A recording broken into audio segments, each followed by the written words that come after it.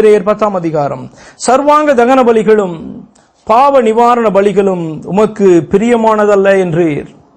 அப்பொழுது நான், தேவனே, உம்முடைய சித்தத்தின்படி செய்ய இதோ வருகிறேன், புஸ்தக சுருளில் என்னை குறித்து எழுதியிருக்கிறது என்று சொன்னேன்.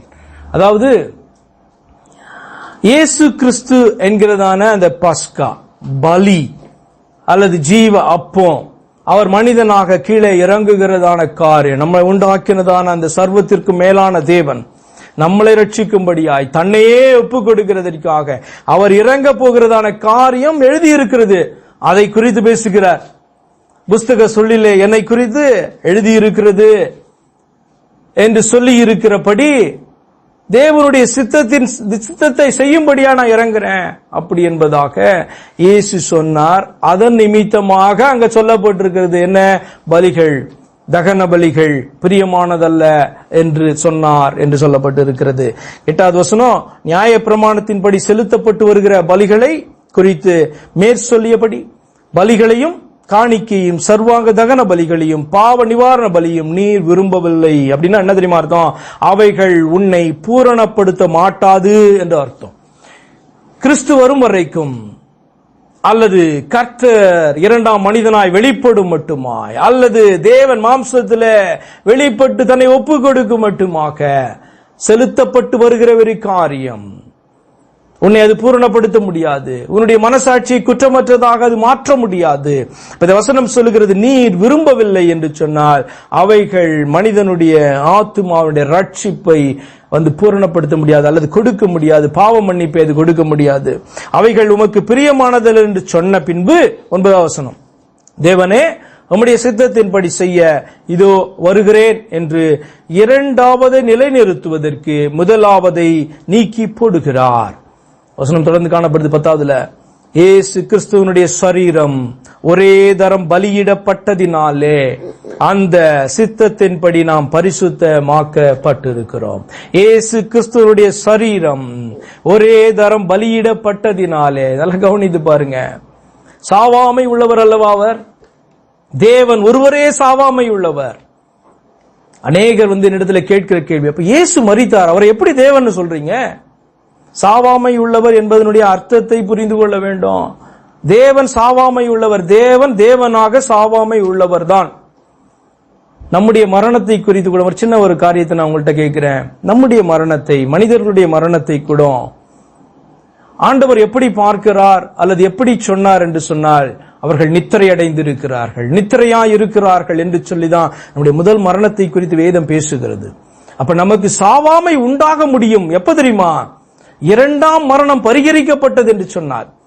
இரண்டாம் மரணம் என்பதை ஆண்டவர் எப்படி பார்க்கிறார்னா, அது அழிவு, அது நித்திய அழிவு, அது நித்திய மரணம். அதை ஆண்டவர் என்ன பார்க்கிறார் என்று சொன்னால், அதை மரணம் என்று சொல்லுகிறார், அல்லது அது சாவு, அது நித்திய அழிவு என்று வேதம் சொல்லுகிறது. அப்ப இந்த உலகத்துல மனுஷன் மரிக்கிறதான அந்த முதல் மரணத்தை ஆண்டவர் அது பூரண அழிவாக பார்க்கவில்லை. அதனால்தான் சுவிசேஷம் நமக்கு அறிவிக்கப்படுது. ஏற்றுக்கொள்ள ஆண்டவரை, இரண்டாம் மரணத்துக்கு தப்பும்படியாய் நீ உயிரோடு எழுந்திருக்கும் பொழுது உன்னையும் உன்னுடைய ஆத்மாவையும் சரீரத்தையும் அவர் அழிக்காதிருக்க வேண்டுமானால் இன்னைக்கு அவருக்கு நீ உன்னை ஒப்புக்கொடு என்று சொல்லி சுவிசேஷம் நமக்கு அறிவித்துக் கொண்டிருக்கிறது.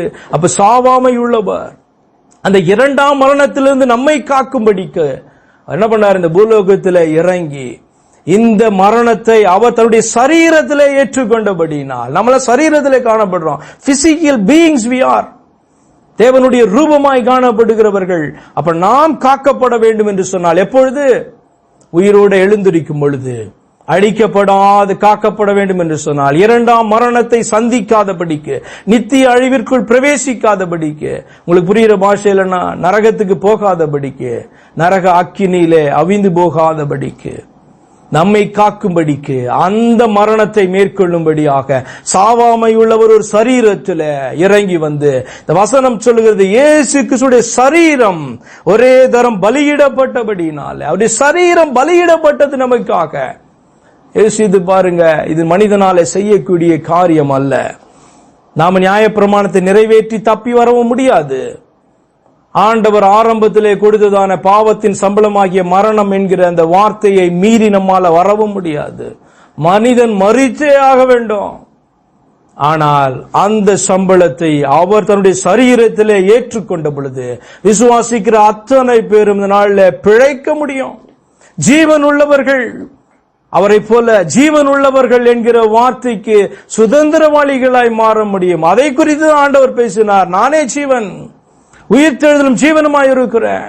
அவரை குறித்து வேதம் பேசுகிறது. இவரே நித்திய ஜீவனும் மெய்யான தேவன் நித்திய ஜீவனுமாய் இருக்கிறான். ஏன் சொல்கிறது தெரியுமா? அவர் மேல விசுவாசத்தை வைத்தால் இந்த வாக்குத்தத்தமாகிய நித்திய ஜீவனை நீ சுதந்திரிக்க முடியும் என்று வேதம் சொல்லுகிறது. இந்த அறிவு நமக்கு வர வேண்டும். என்ன அறிவு? அவரை குறித்த அறிவு. அதனுடைய ஒரு பகுதி தான் இயேசு கிறிஸ்து என்னுடைய சரீரம் ஒரே தரம் பலியிடப்பட்டதினாலே. ஆண்டவர் சொன்னார், இதோ வானத்திலிருந்து வந்ததான அப்பம், ஜீவ அப்பம் அப்படின்னு சொன்னா அது நான் யா, அது என்னுடைய சரீரம். என்னுடைய சரீரத்தை நீங்க சாப்பிடுங்கன்னு சொல்லல, என்னுடைய சரீரம் உங்களுக்காக கொடுக்கப்பட்டு இருக்கிறது. It's a gift for you. அது உங்களுக்காக சிந்தப்படுகிறதான, உங்களுக்காக கிழிக்கப்பட போகிறதான, உங்களுக்காக அர்ப்பணிக்கப்பட்டதான ஒரு சரீரமாய் இது காணப்படுகிறது என்று சொல்லி ஆண்டவர் ஜீவ அப்பம் என்று சொல்லி ஒப்புமையாய் சொன்னார். இது கடினமான உபதேசம். எல்லாம் ஓடிட்டாங்க. இது கடினமான உபதேசம். அவரோடு கூட நடந்தவங்க கடினமான உபதேசம், இதை அவன் கேட்பான் என்று சொல்லி ஓடினார். அப்பதான் ஆண்டவர் பார்த்து கேட்டார், 12 பேரை பார்த்து, நீங்களும் போய்விட மனதாய் இருக்கிறீர்களா என்று கேட்டார். நாங்க எங்க போவோம்? நித்திய ஜீவ வசனங்கள் உம்மிடத்துல உண்டு, சத்தியம் உம்மிடத்துல தான் உண்டு, நித்திய ஜீவன் நீர் தான், எங்க போவோம் நாங்க அப்படின்னு சொல்லி அறிந்தவர்கள் சொன்னார்கள். ஆண்டவர் இன்னைக்கு நம்மளை பார்த்து கேட்கிறார். அவரை அறிகிற அறிவு முக்கியம். அதுல ஒரு பகுதி அவருடைய சரீரம் நமக்காக பலியாக ஒப்பு கொடுக்கப்பட்டது. அவர் தன்னை ஒப்பு கொடுத்தார் என்பதை குறிக்கிறது. அதாவது நமக்காக அவர் மரித்தார் என்பதை குறிக்கிறதையா? ஒரு ஆட்டுக்குட்டியை போல அவர் வெட்டினாங்க என்பதை குறிக்கிறது. அவருடைய சரீரம் நமக்காய் பலியானது.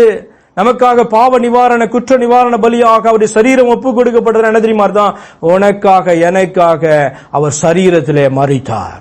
அவர் தேவனாக ஆவியாக, அவருக்கு மரணம் இல்லை, அவர் சாவாமை உள்ளவர். அவர் ஆனால் ஒரு சரீரத்தில் வெளிப்பட்ட அந்த சரீரத்தை அடிப்பதற்காக நமக்காக அவர் அந்த மரணத்தை சந்தித்ததிலிருந்து வெளியில வந்தபடினால நித்திய ஜீவனை பெற்றுக் கொள்ளுகிறவர்களாக நாம் இந்த நாளில் மாறி இருக்கிறோம்.